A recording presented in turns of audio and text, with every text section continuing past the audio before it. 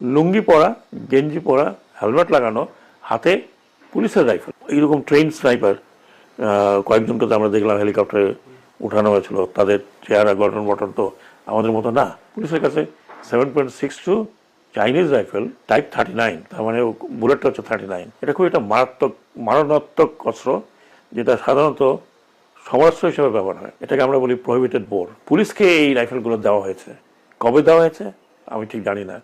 আমার ইচ্ছা ছিল এটা ইনকোয়ারি করতে, যে এই রাইফেল তো পুলিশের পাওয়ার কথা নয়। এই রাইফেলগুলো পুলিশকে দেওয়া হলো কখন, কি কারণে, কেন করতে পারছিলেন না? আমি তো ছিলামই না, তো ইনকোয়ারি করবো করতে গিয়ে। আমার তো ইয়ে ছিল, ওই প্রসঙ্গে আমি বলেছিলাম যে এই রাইফেলগুলো বা এই অ্যামুনিশন, এই রাইফেল পুলিশের হাত থেকে সিভিলিয়ানদের কাছে কিভাবে গেছে। How this 7.62 Chinese rifle use by civil ক্লথে, এর পিছনের ব্যাকগ্রাউন্ডটা কেউ আমাকে জিজ্ঞেস করেনি।